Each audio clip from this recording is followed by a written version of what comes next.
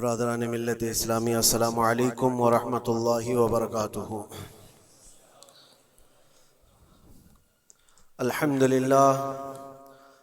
للہ الحنان المنان الذي خلق الانسان وعلمه البيان، والصلاة والسلام على رسوله سید الانس والجان وعلى آلہ واصحابہ ذوی الخیر والاحسان، اما بعد فأعوذ بالله من الشيطان الرجيم، بسم الله الرحمن الرحيم۔ وضربت عليهم الذلة والمسكنة وباءوا بغضب من الله ذلك بأنهم كانوا يكفرون بآيات الله ويقتلون النبيين بغير حق ذلك بما عصوا وكانوا يعتدون، صدق الله مولانا العظيم۔ بارگاہ رسالت مآب صلی اللہ علیہ وسلم میں درود پاک کا ہدیہ پیش کر لیں۔ اللہم صلی علی سیدنا و مولانا محمد معدن الجود والکرم وآلہ واصحابہ الکرام وابنہ الکریم وبارک وسلم صلاة دائمتا سرمدا ابدا۔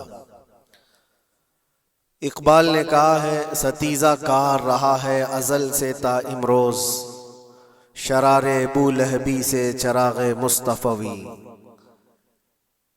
مطلب یہ ہے کہ شروع کے دنوں سے ہی اس کائنات میں، اس دنیا میں ایک معرکہ چلتا آ رہا ہے۔ معرکہ مطلب جنگ، مقابلہ۔ وہ کس چیز کا ہے؟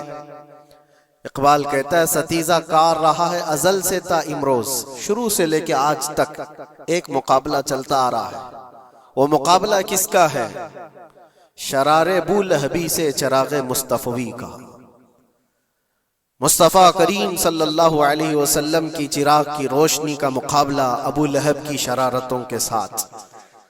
تو ایک تو یہ کہ استعارہ ہے، اس سے پہلے بھی فرعون و موسیٰ کا، نمرود و ابراہیم کا علیہم السلام، یہ مقابلہ اس روئے ارضی پر چلتا رہا اور حق و باطل کے معرکے ہوتے رہے اور ہوتے بھی رہیں گے۔ فی زمانہ ہم جو حالات دیکھ رہے ہیں پوری دنیا میں، آج جنگوں کے حالات جو پیش کیے جا رہے ہیں، لوگ تو اب یہ خبریں ایسے سن رہے ہیں، کسی کے ہاں بم گرنے کی، میزائل گرنے کی، تو ایسا لگ رہا ہے جیسے بچے پٹاخے پھوڑ رہے ہیں۔ لوگ یہاں خبریں لے کر کے مزے لے لیتے ہیں، پھر فارورڈ کر دیتے ہیں۔ موت اتنی آسان ہو گئی ہے کہ اللہ کے نبی صلی اللہ علیہ وسلم نے 1400 سال پہلے یہ ارشاد فرمایا تھا کہ ایک زمانہ آئے گا کہ حرج بڑھ جائے گا۔ تو صحابہ نے پوچھا تھا یہ حرج کیا ہے؟ تو حضور اکرم صلی اللہ علیہ وسلم نے ارشاد فرمایا تھا کہ قتل بہت زیادہ ہوگا، ایک دوسرے کا قتل اتنا زیادہ ہونے لگے گا کہ لوگ اس کی پرواہ بھی نہیں کرتے۔ آج مجھے آج بتاؤ، دنیا پوری بہت سارے ایشوز پر بیٹھکیں کر رہی ہے، گلوبل وارمنگ پہ ہے، دنیا میں انوائرمنٹ کی چینجنگ پر، موسم کا تاپمان بڑھ رہا ہے، اس پر میٹنگیں ہو رہی ہیں، بڑی بڑی تنظیمیں بیٹھتی ہیں۔ یہ ڈھکوسلا ہے یہ دنیا کا، یہ مغربی دنیا، ویسٹرن کنٹریز کا دکھاوا ہے۔ یہ اینیمل لاورز کو بھی باہر لے کر کے آتے ہیں، ان کو بہت زیادہ کوریج دیا جاتا ہے۔ یہ کتے سے پیار کرنے والا ہے، یہ مرغی سے پیار کرنے والا ہے۔ ظالموں، 40,000 نہیں 50,000 لوگوں کو فلسطین میں تم نے ناحق مار دیا، اس پر کوئی بیٹھک نہیں کرتے۔ موت اتنی آسان ہے انسانوں کی، جنگ جس سے ہے، مقابلہ جس سے ہے، تمہارا آپس میں برابر کی طاقت کا مقابلہ ہو تو سمجھ میں آئے کہ ایک دوسرے کی فوجوں سے مقابلہ ہے، ادھر کی فوج بھی مر رہی، ادھر کی فوج بھی مر رہی ہے، لیکن نہتے بچوں کا کیا قصور؟ بلکہ وہ گود میں آئے ہوئے ابھی جنہوں نے شعور کی آنکھیں بھی نہیں کھولی، دودھ پیتے بچوں کے جو قتل ہوئے ہیں۔ تاریخ میں آپ نے پڑھا ہوگا فرعون نے 12,000 بچوں کا قتل کیا تھا، صرف اس گمان سے کہ اس نے خواب دیکھا تھا بنی اسرائیل میں ایک بچہ پیدا ہوگا جو اس کی سلطنت کو ہلاک کر دے گا۔ خواب کی وجہ سے کاہنوں نے اس کو بتایا تھا، اس نے خواب یہ دیکھا تھا کہ آسمان سے ایک تارا ٹوٹ کر اس کی گود میں گرا اور آگ لگ گئی۔ تو نجومیوں نے اس کی تعبیر یہ بتائی تھی کہ بنی اسرائیل میں ایک بچہ پیدا ہوگا جو تیری سلطنت کو ہلاک کر دے گا۔ اس ڈر سے بنی اسرائیل میں جو بھی بچہ پیدا ہوتا اس کو قتل کرتا تھا۔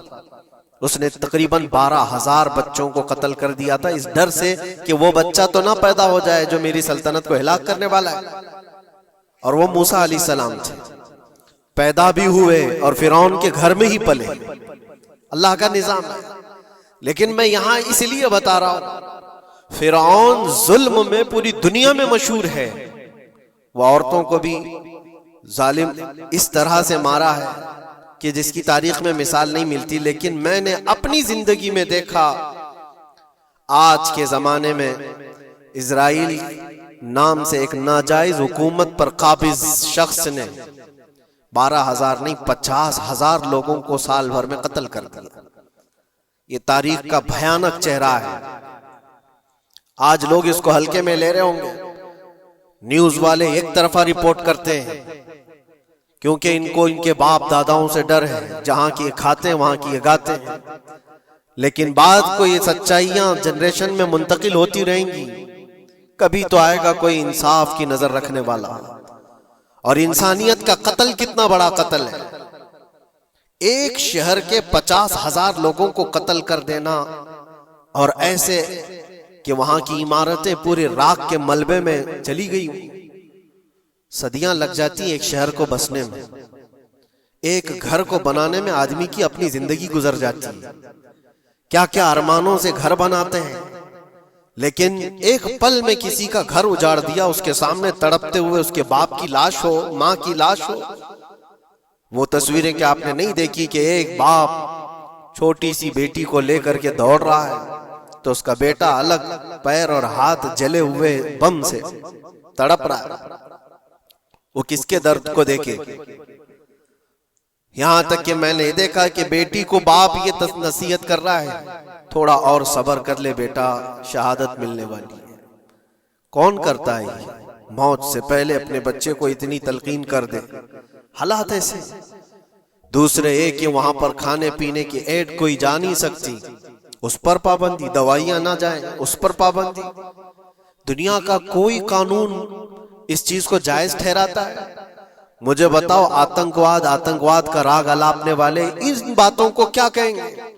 انسانیت اگر کہیں ہے تو اس کا تصور تو کرو۔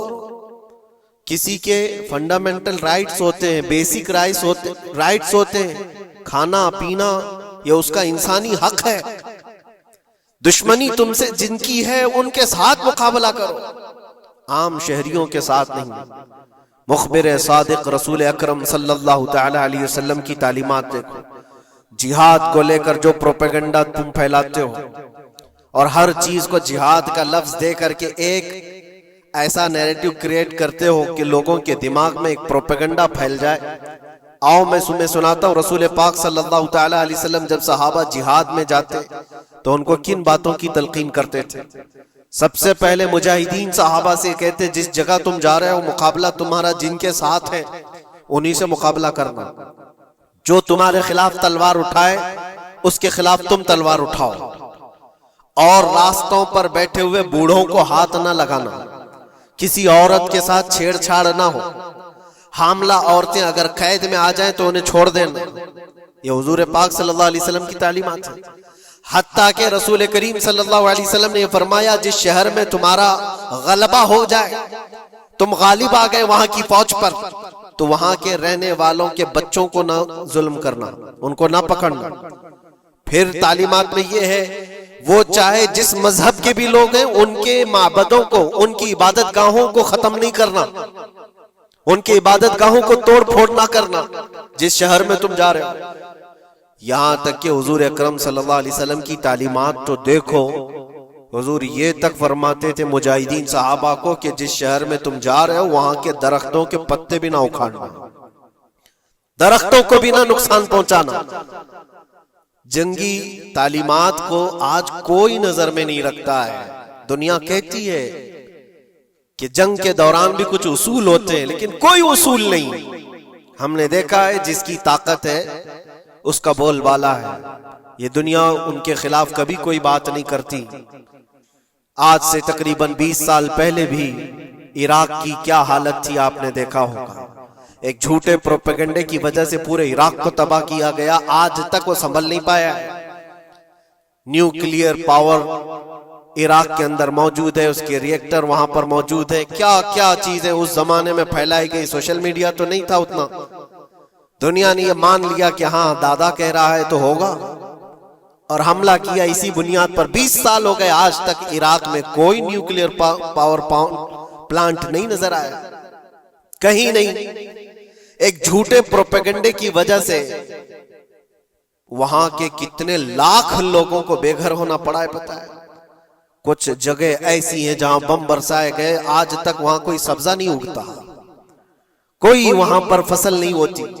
میں نے خود اپنی آنکھوں سے دیکھا ایک نیا میدان جس پہ لوگ فٹ بال کھیلتے تھے, چند سالوں کے بعد دیکھو تو پورا میدان قبروں سے بھرا ہوا ہے. قبریں ہیں وہاں پر, پوری قبریں. لوگوں کو جنازہ اٹھانے کے لیے لوگ نہیں ملتے. موت اتنی عام کر دی گئی تھی. ان باتوں کو کوئی کہتا ہے؟ آپ نے سنا کبھی ابو غریب جیل کے متعلق؟ قیدیوں کے ساتھ جو وحشیانہ سلوک کیا ان گوروں نے, اللہ کی پناہ, بہت سخت قسم کے, دنیا میں بدنام زمانہ جیل اس کو کہا جاتا ہے. ہر طرح کی وہاں پر قیدیوں کے ساتھ آزمائشیں ہوئی, ہر طرح کی. ان پر کتے چھوڑ دینا, ان کی شرمگاہیں کاٹنا, ان پر پیشاب کرنا, ہر چیز جو انسانیت سوز ہے, انسانیت کو جلا دینے والی, یہ ساری حرکتیں کی گئی. دنیا خاموش ہے اس سلسلے میں. کیوں؟ سپر پاور کے 1000 گنا بھی ہضم کر لیے جاتے ہیں. چھوٹا ملک یا غریب آدمی کوئی بات کرے تو سارے اس پر ٹوٹ پڑتے ہیں. آج میں ایک چیز آپ کو بتانا چاہ رہا ہوں کہ یہ کوئی نئی چیز نہیں ہے جو ہو رہی ہے آج دنیا میں. یہ پھیلنے والی ہے اور قیامت کے قریب ہم آ چکے ہیں. ہو سکتا ہے دنیا پوری جنگوں کے لپیٹ میں ہو, جو رسول پاک صلی اللہ علیہ وسلم نے ارشاد فرمایا قتل اتنا بڑھ جائے گا کہ 100 لوگ ہوں تو 99 مر جائیں گے, ایک بچ جائے گا. قتل اتنا بڑھ جائے گا. یہ جنگ کی آگ ہو سکتا ہے آس پاس سب پھیل جائے, جس کی وجہ سے اس وبا میں, اس بلا میں سب ملوث ہونے لگ جائیں گے. اور ایک بات یہ بھی یاد رکھو, چاہے جیسی بھی حکومت ہو, تاریخ پوری اٹھا کر کے دیکھنا, ظلم کے بعد جو غرور و تکبر میں آ کر فرعون بننے کی کوشش کرتا ہے, اس کا انجام اللہ تعالیٰ بہت بھیانک فرماتا ہے. بہت بھیانک انجام ہوتا ہے. اب کے ظالم بھی اپنے انجام کے بہت قریب آ چکے. انہوں نے ظلم اتنا کیا ہے, وہ بچوں کی آہیں, وہ عورتوں کی چیخیں کیا بارگاہ رب العزت میں نہ پہنچی ہوں گی؟ رب تبارک و تعالیٰ خود فرماتا ہے سَيَعْلَمُ الَّذِينَ ظَلَمُوا أَيَّ مُنْقَلَبٍ يَنْقَلِبُونَ, ان قریب ظالم یہ دیکھ لیں گے کہ کس پلٹی میں اللہ تعالیٰ انہیں گرانے والا ہے.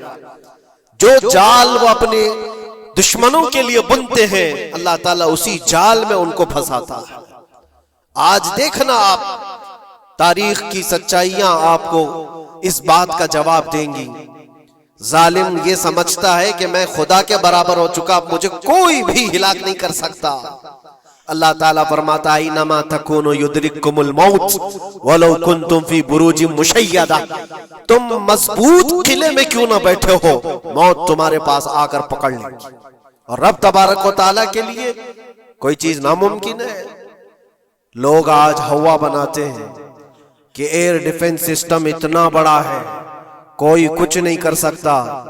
ایک چھوٹے سے پدے سے ایک ناجائز کنٹری کو محفوظ دکھانے کے لیے دنیا پتہ نہیں کیا کیا باتیں وائرل کرتی ہے. اسرائیل کے پاس آئرن ڈوم ہے, ایئر ڈیفنس سسٹم اتنے بڑے ہیں, کوئی نہیں آ سکتا. وہ خدا ہے؟ کوئی خدا ہے؟ لیکن دنیا آج دیکھ رہی ہے, بہت ساری چیزوں کو دیکھ رہی ہے. مجھے یہاں پر کسی کے سلسلے میں نہیں کہنا, لیکن ایک بات کہنا ہے کہ نشہ میں چور, گھمنڈ میں چور جو بندہ ہوتا ہے, اللہ تعالیٰ کبھی اس کو مچھر سے بھی ہلاک کرتا ہے. بہت بڑی طاقت کا اس سے مقابلہ ہونا ضروری نہیں، تمہارے پاس ہوگا بہت بڑا سسٹم، لیکن رب تبارک و تعالی جب انتقام لے لے تو پھر تمہارے لیے بہت بڑی طاقتوں کی ضرورت نہیں۔ آپ کو میں تاریخ بتاؤں، عراق میں نمرود ایک زمانے میں اس طرح کی حرکت کیا تھا کہ اس نے ایک بہت بڑی عمارت بنائی تھی، اور اس کے مطابق بات یہ تھی کہ وہ 1000 لوگوں سے تنہا لڑ سکتا تھا، اتنی اس کی طاقت تھی۔ شیر سے خود مقابلہ کرتا تھا، کبھی ڈرتا نہیں تھا۔ نمرود کی طاقت مشہور تھی اس زمانے میں، اور سارے لوگ اس کی طاقت کا لوہا مانتے تھے، حتیٰ کہ وہ کبھی اپنی زندگی میں بیمار نہیں ہوا تھا۔ آدمی جب بیمار نہیں ہوتا تو اس کا غرور بڑھ جاتا ہے، سوچتا ہے مجھے کچھ ہو نہیں سکتا۔ نمرود نے اس کے بعد یہ دیکھا ساری دنیا میرے قبضے میں ہے، طاقت و دولت کے ذخیرے سب اس کے پاس سے، لیکن ایک چیز نہیں تھی، موت پر کنٹرول۔ اس کو کیسے کیا جائے کنٹرول؟ یعنی مرنے سے بچ تو نہیں پائے گا، یہ کنٹرولنگ پاور بھی ہمارے پاس ہونا چاہیے۔ اس نے ایک بہت بڑی عمارت بنائی، کہا کہ خدا آسمانوں میں ہوتا ہے، ہم اتنی بڑی عمارت بنائیں گے کہ ان عمارتوں پر چڑھ کر خدا کو للکاریں گے، آجا میں مقابلہ کرتا ہوں، اور مقابلہ کر کے میں خدا کو گرا دوں گا کسی بھی طرح سے۔ اگر مجھ سے نہ ہو سکے تو پوری فوج کو تیار کروں گا، خدا سے لڑائی لڑ کر کے ایک بار وہ موت اور حیات کا پاور اپنے ہاتھ میں لے لیں گے، پھر ہم کو جب تک چاہے جینا ہے۔ کہاں کی خام خیالی، لیکن اس نے بنایا، پوری دنیا بھر سے لوگوں کو جمع کیا، سب کی زبان ایک بنایا، سب کی کرنسی ایک بنایا، ساری اس پوری دنیا کے لوگ اس کی فوج میں، سب کو یہ باور کرانا شروع کیا کہ ہماری لڑائی ہے دنیا سے نہیں، ہماری لڑائی کریٹر سے، خالق سے۔ ہم اس سے پاور چھین لیں گے ایک بار، اور پھر اپنے ہاتھ میں موت و حیات کا کنٹرول رکھیں گے۔ جس کو جتنی لمبی عمر چاہیے میں دوں گا، جس کو جب تک جینا ہے میں دوں گا، ازل سے لے کر ابد تک۔ یہ سارے خیالات اس کے تھے، اور اس نے جمع کیا، عمارت بھی بنایا، فوج بھی تیار کیا۔ کیا رب تبارک و تعالیٰ یہ نہیں دیکھ رہا تھا؟ اس کی تیاری، اس کا جمع کرنا، اس کی عمارت بنانا، بہت دنوں تک یہ سب کام چلتا رہا۔ رب تبارک و تعالیٰ کسی سے غافل نہیں، دلوں میں گزرنے والے حالات سے بھی بے خبر نہیں، لیکن بندے کو رب تبارک و تعالیٰ ڈھیل دیتا ہے۔ قرآن میں رب تعالیٰ فرماتا ہے وَلَا يَحْسَبَنَّ الَّذِينَ كَفَرُوا أَنَّمَا نُمْلِي لَهُمْ خَيْرٌ لِأَنفُسِهِمْ إِنَّمَا نُمْلِي لَهُمْ لِيَزْدَادُوا إِثْمًا۔ کافر جو ان کو ڈھیل ملی ہے یہ نہ سمجھیں کہ ہم نے جو ان کو چھوڑ رکھا ہے ان کے لیے بہتر ہے، بلکہ اس لیے ہم چھوڑ رکھیں کہ وہ اور زیادہ کریں، اور زیادہ کریں، لیزدادوا اثما ولہم عذاب مہین، پھر ہم ذلت والا عذاب انہیں دینے والے ہیں۔ یہ مت سمجھ لو کہ رب تبارک و تعالیٰ ان سب چیزوں سے بے خبر ہے۔ نمرود اتنا سب کرتا رہا، اللہ نے اس کو چھوڑ رکھا، بنا لے لمبی عمارت، بنا فوج بھی بنا لی، ساری چیزیں بنا لیا، مقابلے کے لیے اس نے دن بھی طے کر لیا۔ اس کے بعد اس کو خدا سے لڑائی لڑنی تھی، کہاں خدا تک پہنچنے کی بات، لیکن بندہ جب غرور و تکبر میں آتا ہے تو وہاں تک بھی سوچتا ہے، اسے موت پر کنٹرول حاصل کرنا تھا، بس یہ ایک چیز تھی۔ پھر جب وہ دن آیا، کتابوں میں ملتا ہے اللہ تبارک و تعالیٰ نے فرشتے اس کی جو تعداد ہے اس کا کسی کو علم نہیں۔ بارش کے جتنے قطرات گرتے ہیں نا، ایک ایک فرشتہ بوند لا کر رکھتا ہے۔ اب آپ اندازہ کر سکتے ہیں فرشتوں کی تعداد کتنی ہو سکتی۔ اس میں جو بڑے فرشتے ہیں وہ جبرائیل، میکائیل، اسرافیل اور اسرائیل علیہم السلام، جو سردار ملائکہ ہیں، فرشتے ہیں، ان کے اپنے اپنے کام ہیں، بہت پاورفل فرشتے ہیں۔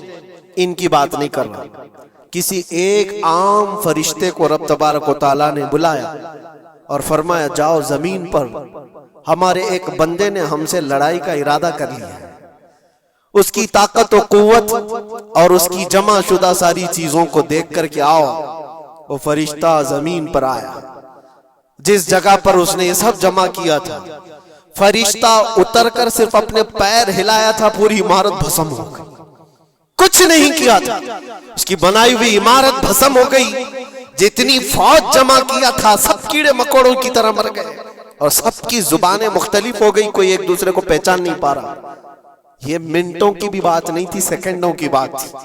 فرشتہ واپس چلا گیا، نمرود کا زوال ہو گیا، ختم ہو گیا۔ یہ تاریخ کی ایک بات ہے، اور یہ روایت ہم اپنی کتابوں میں نہیں رکھتے، یہ روایت یہودیوں کی کتابوں سے ہی ہے۔ یہودی اس بات کو یقین کرتے ہیں، اور اسی وجہ سے اس بات پر وہ دوبارہ عمل کرنے کے لیے پھر کوشش میں ہے۔ نیو ورلڈ آرڈر جو کہا جاتا ہے، پوری دنیا کو اکٹھا کرنا، ایک کرنسی بنانا، ایک لینگویج پر لانا، اور سب کو ملا کر کے ایک طاقت حاصل کرنا، سپیس پر جانا، اور پھر وہی چیزیں دہرانی جا رہی ہے دنیا۔ وہی چیز ایک دوبارہ بار ٹرائی کرنا ہے، جس کے لیے آپ کو پتہ ہے یہ چھوٹی سی قوم پوری دنیا پر کنٹرول حاصل کرنے کے کیسے کیسے خواب دیکھتی ہے۔ اگر آپ جائیں، اسلام دشمنی تو ان کی پرانی ہے، لیکن یہ جو 50,000 لوگوں کا قتل ہے، یہ صرف اور صرف ان کے اپنے ایک چھوٹے مقصد کے لیے۔ ہو سکتا ہے بہت ساری باتیں ہوں، غزہ پٹی ایک ہی علاقہ بچا ہوا ہے فلسطین کا، باقی سب تو یہ قبضہ کر چکے۔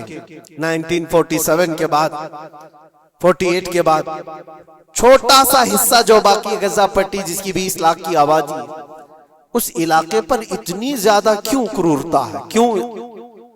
باقی سب جگہ پر اور بھی دیگر جگہ پر، یروشلم میں، ویسٹ بینک میں، کئی جگہوں پر مسلمان آباد ہیں۔ یہ غزہ کے لیے کیوں اس قدر سختیاں ہیں؟ دنیا کو بتانے کے لیے تو یہ ایک آتنکواد جماعت ہے حماس، جس کا مقابلہ کرنے کے لیے ہم یہ حملے کر رہے ہیں، لیکن آج تک یہ دنیا کو بتا نہیں سکے کتنے حماسیوں کو قتل کیا، کتنے حماس کے لوگ پکڑے گئے، کتنوں کو مارا گیا، چند ہوں گے، لیکن اس کے بدلے میں جو بھاری قیمت چکائی ہو غزہ کے نہتے لوگوں نے، 50,000 لوگوں کا قتل، یہ تو ریکارڈ پہ دکھ رہا ہے، باقی اللہ عالم، باقی کتنے ہیں جن کی تعداد مل نہ سکی ہو۔ بعض دانشوروں نے یہ بھی بتایا اس کو صرف اور صرف ایک کینل بنانا ہے جو دنیا کی ٹریڈنگ پر قبضہ حاصل کرنے کے لیے۔ جو سوئس کینال ہے ایجپٹ کا، جس سے میڈیٹرینین سی سے لے کر کے گزرتے ہیں، دو سمندروں کو جوڑنے کے لیے ایک کینل ہے مصر میں، ایجپٹ میں، جہاں سے ایجپٹ ہر گزرنے والے جہاز سے ٹیکس لیتا ہے، ہر گزرنے والے جہاز سے ایک بھاری قیمت لیتا ہے، جس سے ٹریڈنگ پر اثر بھی رہتا ہے۔ اور جب وہ چاہے بند کرے، 2 مرتبہ اس نے بند بھی کیا تھا تاریخ میں، 1950 کے بعد۔ اور یہ خواب دیکھتا ہے اسرائیل کہ ہم اپنی ہی جگہ سے ایک کینل بنا لیں تقریباً 300 کلومیٹر، جس کے لیے اس کو غزہ حاصل کرنا بہت ضروری ہے۔ یہ بعض لوگوں کی اپنی تحقیق ہے۔ تو کیا کوئی اپنے مفاد کا حاصل کرنے کے لیے 50,000 لوگوں کا قتل کر سکتا ہے؟ دنیا کو یہ بھیانک چہرہ بھی تو معلوم ہونا چاہیے۔ اگر ان کو کوئی راستہ بنانا ہے تو اس کے لیے انسانیت کا قتل کرنا ہے۔ میں آپ کو ایک بات عرض کیے دیتا ہوں، قرآن پاک نے جو فرمایا وہ حق ہے، 100% حق ہے۔ اللہ نے فرمایا، میں نے خطبے کے بعد جو آیت پڑھی، وَضُرِبَتْ عَلَيْهِمُ الذِّلَّةُ وَالْمَسْكَنَةُ، اللہ فرماتا ہے ان پر ذلت اور غربت لکھ دی گئی ہے۔ کس پر؟ یہودیوں کے متعلق۔ وَبَاءُوا بِغَضَبٍ مِّنَ اللَّهِ، اور اللہ کے غضب میں رہیں گے وہ ہمیشہ۔ آپ سورہ فاتحہ میں پڑھتے ہیں نا، غیر المغضوب علیہم ولا الضالین۔ مغضوب کا مطلب کیا ہے؟ جن پر اللہ کا غضب ہوا، اور وہ یہود قوم ہے۔ قرآن پاک کی میں آپ کو بات بتا رہا ہوں، اور اللہ تعالیٰ فرماتا ہے وجہ کیا ہے؟ ذالک بأنہم کانوا یکفرون بآیات اللہ، وہ اس لیے کہ اللہ کی نشانیوں کو ٹھکراتے ویقتلون النبیین بغیر حق، اور اللہ کے نبیوں کو ناحق قتل کرتے ہیں۔ اب دنیا کو یہ افسوس ہو رہا ہوگا، جیسے میں نے ابھی بتایا 50,000 لوگوں کا قتل وہاں کر دیا، ایران میں گھس گیا، شام میں گھس گیا، لبنان میں گھس گیا، ہر جگہ مار مار مار اور لوگوں کا قتل۔ میرے عزیزو، یہ تو عام لوگوں کا قتل ہے، اور قرآن یہ کہتا ہے یہ وہ قوم ہے جو اللہ کے نبیوں کو قتل کرتی تھی۔ اور تاریخ میں ہے تقریباً 10,000 نبیوں کو انہوں نے قتل کیا ہے، 10,000 نبیوں کو انہوں نے قتل کیا ہے۔ صرف اپنی من مانی بات نہ پائے جانے کی وجہ سے۔ حضرت زکریا علیہ السلام کی بات معلوم ہے، یہ تو بیت المقدس کے متولی تھے۔ زکریا علیہ السلام بیت المقدس کے امام تھے، جن کا ذکر ہے قرآن پاک میں۔ حضرت زکریا علیہ السلام کے پیچھے یہی قوم جو ان کی امت میں تھی، یہودیوں کے لیے بھی وہ مقدس نبی تھے، لیکن ان ظالموں نے حضرت زکریا علیہ السلام کو دشمنی میں رکھ کر کے ایسا قتل کیا تھا، اللہ اکبر۔ زکریا علیہ السلام ان سے بھاگ کر کے نکلے تھے اور ایک درخت کو جا کر کہا، اے درخت کھل جا، میں تجھ میں آتا ہوں۔ درخت کھل گیا، حضرت زکریا علیہ السلام اس میں اندر چلے گئے، درخت پھر بند ہوا۔ تاریخ میں موجود ہے، ابلیس لعین نے، شیطان مردود نے یہودیوں کو راستہ بھی بتایا اور درخت بھی بتایا کہ اس کے اندر زکریا چھپے ہوئے، اس کے اندر زکریا ہے۔ یہودیوں نے تیز آری لے کر کے درخت کو اوپر سے کاٹنا شروع کیا کہ درخت کے 2 ٹکڑے ہوں گے تو زکریا علیہ السلام تک بھی پہنچ جائیں گے۔ انہوں نے آری سے کاٹتے کاٹتے کاٹتے ان کے سر تک پہنچا دیا، اور جب حضرت زکریا علیہ السلام کو اپنے سر کے اوپر سے کٹنے کی آواز آنے لگی تو اب سوچا کہ اب یہ آری سے پورا کٹ جائے گا۔ اللہ تعالیٰ کی طرف سے ندا آئی، اے زکریا صبر کر لو، اگر تم اس پر آواز نکالو گے تو صبر والوں میں سے تمہارا نام نکل جائے گا۔ یہاں تک کہ تاریخ میں ہے وہ یہودیوں نے آری سے کاٹتے کاٹتے حضرت زکریا علیہ السلام کے سر کو چیر دیا اور جسم کے 2 ٹکڑے ہو گئے۔ اللہ کے نبی خاموش رہے، صبر کر کے رہ گئے۔ ان کے بیٹے یحییٰ علیہ السلام نے یہودیوں کے ایک گورنر یا بادشاہ کو یہ کہا تھا کہ ایک نکاح میں 2 بہنوں کو رکھنا جائز نہیں۔ اس نے 2 بہنیں ایک ساتھ اپنی زوجیت میں رکھا تھا۔ صرف اتنی بات پر حضرت یحییٰ علیہ السلام صرف 33 سال کے جوان تھے۔ اس یہودی ظالم نے یحییٰ علیہ السلام کے سر کو کاٹ کر کے برتن میں لا کر ناشتے میں رکھا تھا۔ اللہ کے نبی کی بات کر رہا ہوں، اللہ کے نبی کے سر کو کاٹ کر تشت پہ رکھا تھا۔ لیکن تاریخ کی سچائیاں بتاتی ہیں کہ وہ کٹے ہوئے سر سے یحییٰ علیہ السلام بولتے تھے، اے ظالم اب بھی میں کہتا ہوں ایک نکاح میں 2 بہنوں کو رکھنا حرام ہے، حرام ہے۔ یہ اللہ کے نبیوں کی زندگی میں بتا رہا ہوں جن کے ساتھ انہوں نے کی۔ عیسیٰ علیہ السلام، یہ پاگل عیسائی جو آج ان کی کپڑوں میں جا کر بیٹھے ہوئے ہوتے ہیں جبکہ زندگی بھر یہ لڑتے رہے ہیں۔ قرآن بھی کہتا ہے وقالت اليہود لیست النصارى علی شیء وقالت النصارى لیست اليہود علی شیء، دونوں لڑتے تھے۔ یہودی کہتے عیسائی کوئی چیز ہی نہیں، عیسائی کہتے تھے یہودی کوئی چیز ہی نہیں۔ ان کی جنگیں اتنی خطرناک ہوئی، یہ سب لپا پوتی کر کے آج دکھاتے ہیں کہ ہم سب ایک ہیں۔ بہت گہری دشمنیاں ان کے درمیان تھی۔ عیسائیت، حضرت عیسیٰ علیہ السلام کو کیا کیا گیا؟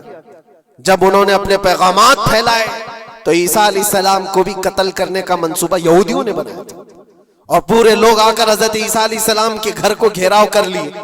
عیسیٰ علیہ السلام کو اس رات اللہ تعالیٰ نے آسمانوں پر اٹھا لیا اور ایک یہودی کو اندر دیکھنے کے لیے بھیجا تھا یہودیوں نے کہ جا کے دیکھو عیسیٰ ہے کہ نہیں۔ تو اللہ تعالیٰ نے وہ آئے ہوئے یہودی کو عیسیٰ علیہ السلام کی شکل دے دی، عیسیٰ علیہ السلام کو اٹھا لیا۔ یہودی جو باہر کھڑے منتظر تھے، ہمارا آدمی اندر گیا ہے دیکھنے کے لیے، مارنے کے لیے، قتل کرنے کے لیے، ابھی تک آیا نہیں، تو سب کے سب اندر گھس گئے۔ دیکھا وہ آدمی بیٹھا ہوا ہے، اسی کو پکڑ کر لا کر سولی پر چڑھا دیا عیسیٰ سمجھ کر کے۔ لیکن اتفاق یہ ہے کہ اس کو پوری شکل نہیں دی گئی تھی، آدھی شکل عیسیٰ علیہ السلام کی تھی اور آدھی اس کی خود کی تھی۔ بعد میں یہودیوں میں خود اختلاف ہو گیا، ہمارا بندہ کہاں گیا جو ڈھونڈنے کے لیے گیا تھا، وہ غائب کہاں ہے؟ اور اگر یہ ہمارا بندہ ہے جو ڈھونڈنے کے لیے گیا تھا تو پھر عیسیٰ کہاں ہے؟ یہ اختلاف میں، یہ شک میں 550 سال گزر گئے۔ پھر میرے مصطفیٰ صلی اللہ علیہ وسلم تشریف لائے اور قرآن نے اس بات کو واضح کیا، نہ تم نے عیسیٰ کا قتل کیا، نہ سولی چڑھائی ہے، عیسیٰ علیہ السلام زندہ ہیں، اللہ نے آسمانوں پر انہیں اٹھایا۔ یہ تو عیسائیوں پر احسان ہے قرآن کا، جو سچائیاں 550 سال پہلے کی بتایا۔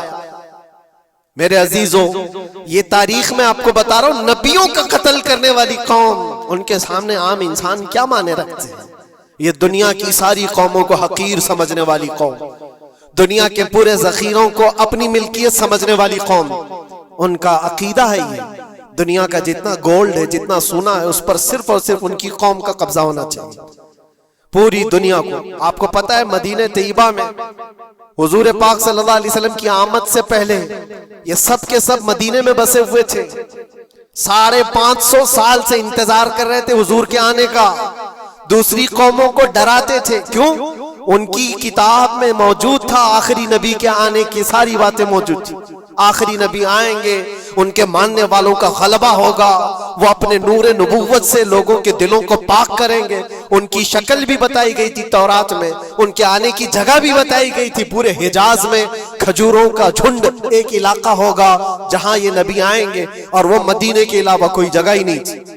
یہودی یہ سب چیزیں دیکھ کر حضور کے آنے سے 550 سال پہلے سے انتظار میں تھے، وہ نبی یہی آئیں گے، یہی آئیں گے، اور دوسری قوموں کو ڈراتے تھے ہم سے مت الجھنا، آخری نبی آنے والے ہیں ہمارے، اور اس نبی کے آنے کے بعد پھر ہم چن چن کر تم سے بدلہ لیں گے۔ اور جب کبھی مصیبت آتی تو اللہ سے دعا بھی یہ کرتے تھے کہ اللہ وہ آخری نبی جو ہمارے علاقے میں آنے والے ہیں ان کے صدقے میں تو ہماری بلاؤں کو دور کر دو۔ یہ وہ قوم ہے جو حضور آخر النبیین صلی اللہ علیہ وسلم کے انتظار میں وقت کاٹ رہی تھی، لیکن ہوا یہ ان کا عقیدہ یہ تھا کہ آخری نبی تو بنی اسرائیل میں ہی پیدا ہوں گے، ہمارے خاندان میں پیدا ہوں گے۔ انہوں نے ٹھیکہ لے رکھا ہے آخری نبی کہاں پیدا ہوں گے یہ فیصلہ کریں گے۔ اللہ تبارک و تعالیٰ نے آخری نبی ہمارے آقا صلی اللہ علیہ وسلم کو بنی اسرائیل میں نہیں بنی اسماعیل میں پیدا کیا، اسماعیل علیہ السلام کی اولاد میں پیدا کیا، اور یہ اسماعیل علیہ السلام کی اولاد پورے عرب میں آباد تھی، عرب میں پوری آبادی اسماعیل علیہ السلام کی تھی۔ مکہ کو آباد کس نے کیا؟ اسماعیل علیہ السلام۔ اسماعیل علیہ السلام کی اولاد پورے مکہ میں آس پاس سب علاقوں میں آباد، ساری جتنے بھی نسب ہیں وہ اسماعیل علیہ السلام تک پہنچتے ہیں عرب والوں کے، اور یہ یہودی بنی اسرائیل ہے، یعنی یعقوب علیہ السلام کی اولاد میں سے، اور یہ دوسروں کو حقیر جانتے تھے۔ جب تک یہ لوگ عرب میں تھے، مدینے میں تھے، انہوں نے ہر ایک کو حقارت سے دیکھا۔ عربوں سے ان کے تعلقات ایسے نہیں تھے، عام لوگوں سے کہتے ہمارے سے بات کرنے کے قابل نہیں ہیں، سب کو امی کہتے تھے، ان پڑھ، جاہل، ایسے الفاظ سے عربوں کو پکارتے تھے۔ عربوں سے اگر ان کے تعلقات ہوتے بھی تو بڑے بڑے ٹاپ لیڈر جو ہوتے ہیں عربوں کے، بس ان سے تعلقات سے، عام لوگوں کو یہ گنتے ہی نہیں، کچرا کہتے تھے۔ بنی اسماعیل کو جب یہ کچرا کہتے تھے، اور بنی اسماعیل میں جب آخری نبی پیدا ہو گئے تب کیا کہنے لگے پتہ ہے؟ کہتے نہیں، یہ غلط ہو گیا، آخری نبی تو بنی اسرائیل میں پیدا ہونے والے تھے، یہ جبرائیل نے شرارت کیا اور بنی اسماعیل میں جا کر کے نبوت دی تھی۔ کچھ تو یہ کہنے لگے، کچھ تو کہنے لگے وہ ہے ہی نہیں آخری نبی۔ لیکن کیسے انکار کرتے؟ قرآن کہتا ہے یعرفونہ کما یعرفون ابناءہم، اس رسول کو وہ ایسے پہچانتے تھے کہ اپنے بیٹوں کو بھی نہیں پہچانتے۔ ان کے بیٹوں کے صحیح ہونے پر بھی ان کو اتنا یقین نہیں تھا کہ ہمارا ہی بیٹا ہے یا نہیں، لیکن حضور کو دیکھ کر کے یہ یقین تھا کہ آخری رسول ہی ہے۔ آخری رسول ہونے کی ساری نشانیاں انہوں نے جو پڑھی تھی وہ سب حضور کے پاس موجود تھی۔ اسی لیے تو میرے عزیزوں، جو صحابہ یہودیت سے اسلام میں آئے انہوں نے سب نشانیاں دیکھی۔ حضرت سلمان فارسی کی بات بتا رہا ہوں، وہ عیسائیت میں تھے، سالوں انہوں نے عیسائیت میں گزارے، اور انہوں نے بھی یہی سب باتیں سنی تھی۔ یثرب ایک علاقہ ہے حجاز میں، کھجوروں کے باغات کا جھنڈ ہے وہاں پر، آخری نبی وہیں آنے والے ہیں۔ تو یہ کہاں سے آئے تھے؟ سلمان فارسی عراق سے آئے تھے، مدینے میں آ کر غلام بن گئے، ایک کھجوروں کے باغ میں کام کرتے تھے برسوں تک۔ پھر وہ وقت آ گیا جب حضور پاک صلی اللہ تعالی علیہ وسلم مکہ سے ہجرت کر کے مدینے آئے تھے۔ مسجد قباء جہاں ہے وہاں 14 دن تک حضور قیام کیے ہوئے تھے۔ تو وہ باغیچے کا جو مالک ہے، سلمان فارسی کا جو مالک تھا، اس کا بھتیجا آ کر کے خبر دیتا ہے، چاچا سنا ہے کہ نئی خبر؟ یثرب میں ایک شخص آیا ہے مکہ سے، حسین چہرہ ہے، گلابی رنگت ہے، بولتا ہے تو لوگ سب اس کی طرف دیکھتے ہیں، اور وہ کہتا ہے کہ میں اللہ کا آخری رسول ہوں۔ یہودی کا بھتیجا اپنے چاچا کو یہ خبر دے رہا ہے سلمان فارسی کھجور کے درخت کے اوپر بیٹھے کھجور کاٹ رہے تھے یا صاف کر رہے تھے، یہ خبر سنے کہ وہاں سے چھلانگ لگا کر نیچے آ گئے، جس کے انتظار میں تو سالوں گزار دیا تھا۔ کیا کہا تم نے؟ مالک نے ایک تھپڑ رسید کیا اور کہا تو غلام ہے، آقاؤں کی بات میں دخل اندازی مت کر، جا تو اپنا کام کر۔ لیکن ان کی بے چینی تھی کہ وہ اگر آخری رسول آ چکے تو میری زندگی کا تو مقصد یہی ہے۔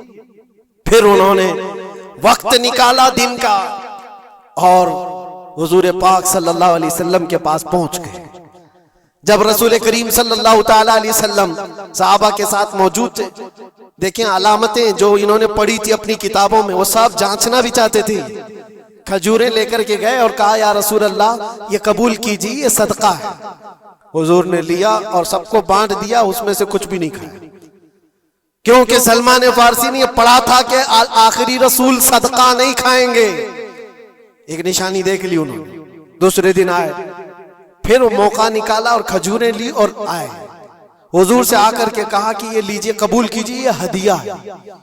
حضور نے خود بھی کھایا اور سب کو تقسیم کیا، کہا یہ کتاب میں موجود ہے، وہ آخری رسول ہدیے کو انکار نہیں کریں گے، تحائف قبول کریں گے۔ دو علامتیں دیکھی۔ پھر ایک دن، تیسرا دن تھا، رسول پاک صلی اللہ علیہ وسلم ایک جنازے میں تھے، تہبند تھی حضور کے، چادر تھی جسم کے اوپر۔ سلمان فارسی ایک اور نشانی دیکھنے کے لیے آئے ہوئے تھے جو کتابوں میں پڑھی تھی، کبھی حضور کے دائیں آتے، کبھی بائیں آتے، کبھی آگے کبھی پیچھے، پوچھنے کی یا کچھ بات کرنے کی کوشش کر رہے تھے۔ حضور صلی اللہ علیہ وسلم نے ان کو دیکھ لیا اور کہا سلمان آ جاؤ ادھر۔ ادھر بلایا، اپنی چادر ہٹائی اور کہا یہ مہر نبوت دیکھنے کے لیے آئے تھے۔ جو حضور صلی اللہ علیہ وسلم کے کندھوں کے بیچ میں ایک ایسا سفید نشان تھا جس کو مہر نبوت کہا جاتا ہے، وہ سورج سے زیادہ چمکتا تھا دونوں کندھوں کے بیچ میں، اور حضرت سلمان فارسی وہ دیکھنے کے لیے آئے تھے، اور حضور نے ان کے پوچھنے سے پہلے چادر ہٹائی اور کہا یہی دیکھنے آئے تھے۔ سلمان فارسی نے کہا میں تو ایک چیز دیکھنے آیا تھا، آپ نے دو چیز بتا دی۔ کیا چیز؟ میں تو مہر نبوت دیکھنے آیا تھا، آپ نے دکھا بھی دیا اور میرے دل کی بات کی خبر بھی آپ نے بتائی ہے۔ نبی کو علم غیب بھی ہوتا ہے۔ اور سلمان فارسی نے کلمہ طیبہ پڑھ لیا۔ اسی سلمان فارسی کو آزاد کرانے کے لیے میرے آقا صلی اللہ علیہ وسلم نے صحابہ کے ساتھ مل کر کے 500 کھجور کے درخت لگائے تھے اور ایک باغیچہ دے کر کے اس یہودی سے آزاد کروایا تھا۔ یہ اللہ کے نبی صلی اللہ علیہ وسلم کے پاس وہ صحابہ جو آئے تھے یہودیت سے یا عیسائیت سے، وہ جانتے تھے حضور کو، لیکن یہ اتنی خطرناک قوم ہے جن کو اللہ تعالیٰ نے دلوں پر مہر لگایا، یہ یہودی جو ایمان نہیں لائے، اور یہ قیامت تک اسی طرح غضب میں رہنے والے ہیں۔ آج ان کا ابھار اگر آپ دیکھ رہے ہو تو شاید تاریخ پتہ نہیں ہوگی کہ کتنی ذلت کی زندگی بھی گزاری، کس طرح بھیک مانگے۔ آج یا اپنی تاریخ کو کہیں پر بھی سوشل میڈیا میں گردش کرتے ہوئے نہیں دیکھ سکتے، پابندی ہے پوری دنیا میں۔ ہٹلر کے قتل عام کے بارے میں نہیں بول سکتا کوئی، یہودیوں کو اتنا مارا تھا اتنا مارا تھا، نہیں، دنیا میں یہ بولنے پر پابندی ہے۔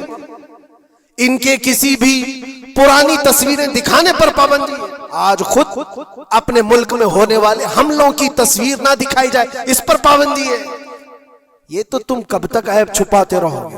جہاں سڑن ہوتی ہے بدبو آئی جائے گی۔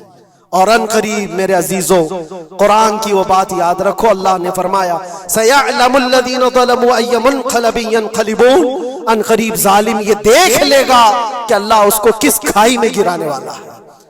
کیا ابرہا بہت سارے منصوبے بنا کر کعبہ ڈھانے نہیں آیا تھا؟ اللہ نے ابابیل چڑیوں سے اس کو ہلاک کیا تھا، فرعون کو پانی سے غرق کر دیا تھا، نمرود کو مچھر سے ہلاک کر دیا تھا۔ بڑے بڑے طوفانی طاقتوں کے بادشاہ دنیا میں آئے، لیکن اللہ نے ان کو بہت چھوٹی طاقتوں سے ہلاک کیا۔ لوگ آج یہ مقابلہ کمپیریزن کرتے ہوئے بیٹھے رہتے ہیں، ایک طرف ایران ہے، ایک طرف غزہ ہے، ایک طرف سپر پاور حکومتیں ہیں۔ یہ سارے کمپیریزن دنیا کے ہو سکتے ہیں، لیکن رب تبارک و تعالیٰ کی بادشاہت اور اس کی سلطنت جب انتقام پر آ جائے تو پھر میرے عزیزوں کسی ملک کی بھی ضرورت نہیں، صرف ہواؤں سے مولا تعالیٰ طاقتوں کو ختم فرما دیتا۔ دنیا میں پھیلے ہوئے ایک کورونا کو تم قابو میں نہیں کر پا رہے تھے. ایک چھوٹا سا کیڑا ہوگا, ایک بیکٹیریا ہوگا جس کو کنٹرول میں نہ لا سکے اور کروڑوں موتیں ہو گئی. کون تھا یہ؟ موتوں پر کنٹرول تمہارے پاس کیوں نہیں آیا؟ سپر پاور طاقتیں بے بس نہیں تھی؟ 2 سال پہلے نہیں دیکھا آپ نے؟ اور رب تبارک و تعالی جب چاہے تو یہ پکڑ ظالموں کے ساتھ فرمائے گا. آج کے دور میں دعائیں بھی یہ کرو اور انجام کا انتظار بھی کرو. یہ تمہارا بھی امتحان ہے میرے عزیزوں. جو آگ پڑوس میں لگی ہے اس کی چنگاریاں تمہارے گھر کو بھی جلا سکتی ہیں. اپنے برے اعمال سے توبہ کرو, اللہ کے غضب سے ڈرو کہ اس کی پکڑ نہ آئے. اللہ تبارک و تعالیٰ کہنے سننے سے زیادہ عمل کی توفیق عطا فرمائے. اور جو ناحق مارے گئے بچے ہیں, مولا تعالیٰ ان بچوں کو مارنے والے ظالموں کو خطرناک انجام تک پہنچائے, انہیں کیفر کردار تک پہنچائے. رب تعالیٰ انہیں عذاب علیم میں گرفتار فرمائے. وآخر دعوانا الحمدللہ رب العالمین. السلام علیکم.